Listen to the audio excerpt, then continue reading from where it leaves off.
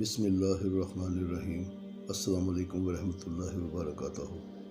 ایک دفعہ ایک ملک کا بادشاہ بیمار ہو گیا۔ جب بادشاہ نے دیکھا کہ اس کے بچنے کی کوئی امید نہیں تو اس نے اپنے ملک کی رعایا میں اعلان کروا دیا کہ وہ اپنی بادشاہت اس کے نام کر دے گا جو اس کے مرنے کے بعد اس کی جگہ ایک رات قبر میں گزارے گا۔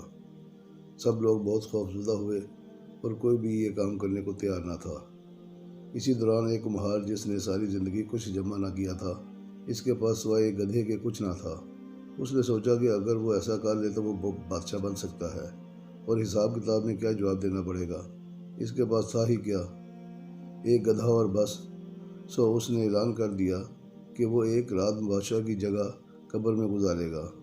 بادشاہ کے مرنے کے بعد لوگوں نے بادشاہ کی قبر تیار کی اور وعدے کے مطابق کمہار خوشی خوشی اس میں جا کر لیٹ گیا اور لوگوں نے قبر کو بند کر دیا۔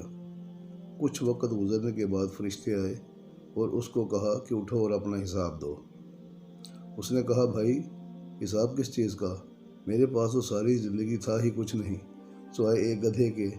فرشتے اس کا جواب سن کر جانے لگے، لیکن پھر ایک دم رکے اور بولے، ذرا اس کا نامہ مال کھول کر دیکھیں، اس میں کیا ہے؟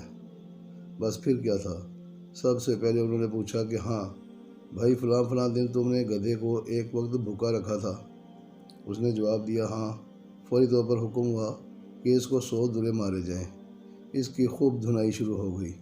اس کے بعد پھر فرشتوں نے سوال کیا، اچھا یہ بتاؤ، فلاں دن تم نے زیادہ وزن لاد کر اس کو مارا تھا؟ اس نے کہا، ہاں۔ پھر حکم ہوا کہ اس کو 200 دورے مارے جائیں۔ پھر مار پڑنا شروع ہو گئی، غرض صبح تک اس کو مار پڑتی رہی۔ صبح سب لوگ اکٹھے ہوئے اور قبر کشائی کی تاکہ اپنے نئے بادشاہ کا استقبال کر سکیں۔ جیسے ہی انہوں نے قبر کھولی تو اس کمہار نے باہر نکل کر دوڑ لگا دی۔ لوگوں نے پوچھا، بادشاہ سلامت کدھر جا رہے ہیں؟ تو اس نے جواب دیا، او بھائیو، پوری رات میں ایک گدھے کا حساب نہیں دے سکا تو پوری رعایا اور مملکت کا حساب کون دیتا پھرے؟